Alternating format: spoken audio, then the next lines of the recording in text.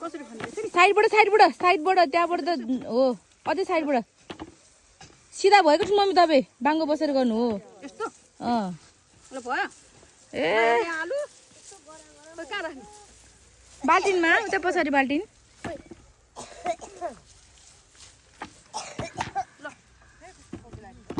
आज यहाँ आलु खन्न आएको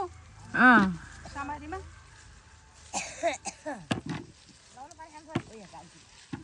म पनि खाने पानी खानु न पहिला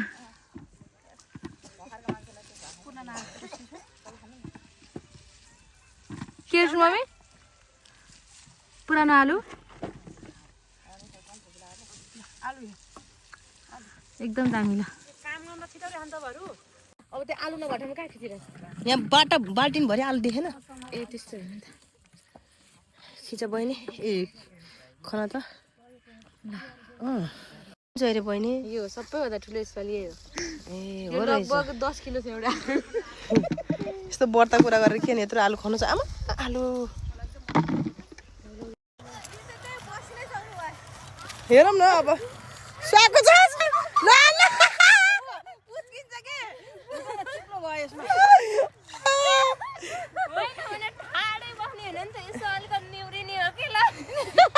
ल यी नानीले त गरी खाँदैन है यी नानी त आमामा कुन त रहेछ कोसा है ए यो बोर्डमा त धेरै रहेछ मलाई हेर चाहिँ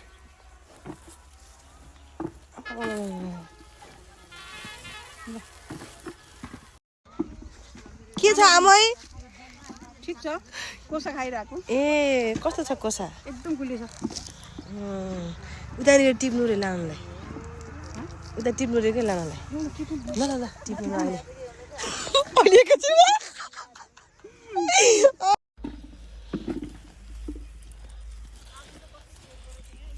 आलु त हुँदो रहेछ भित्रभित्र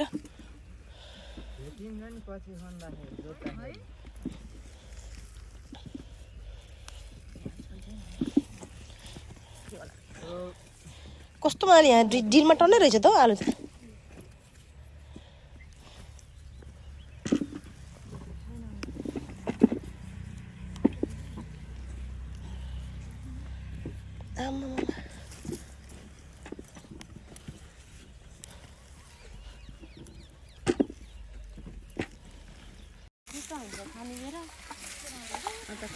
ठुलो आलु टिप्लाउनु आलु हेर्नु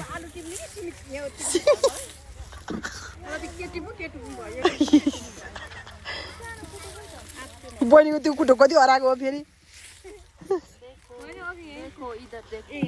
वाउ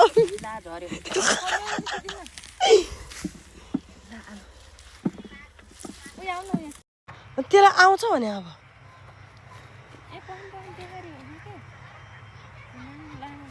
मम्मी यहाँबाट निलाले हेर्नु त एकचोटि के म बोक्नु त तपाईँलाई आउँछ आउँछ काटेर त्यहाँ पोइछ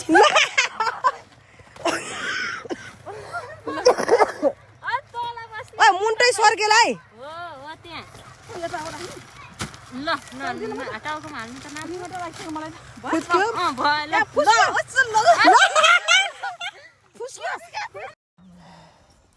हेलो एभ्रिवान हेलो आज चाहिँ हामी सामरीमा आलु किन्न आएको आलु देखाउनु एकदम आफै छान्ने आफै लाने आलु हेर्नुस् तपाईँहरू पनि लिनलाई छानी पाउँछ आलु हो त नि एकदम सस्तोमा आलु हो है हाम्रो गर्मी भयो साथीहरू कति कति आलु त बाबु निलो आलु लाने कि रातो कता वाउ उसिनेर खाने कि भुटेर खाने कि आलुदम खाने कि साँदेर खाने के खान मन छ हजुर ठुलो मम्मी पनि त्यहाँ एकदम आफ्नो काममा लागि परिरहनु भएको छ उहाँको त बोरा पनि भरिन लागेछ है हाम्रो त छैन हो किन ल ल ओमा अलि तलबाट खम्म सार्नु न माथि आलु टुक्रिन्छ हो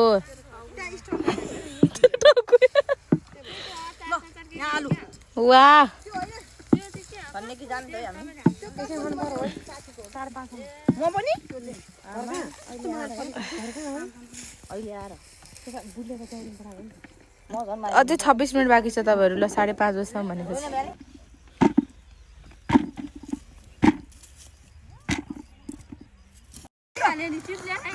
ओ चिप्ले भने ल बाई दिदी उते गोठबाट बाटो छ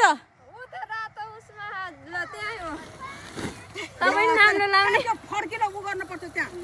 होइन भनेको बाटो छ क्या उतानिर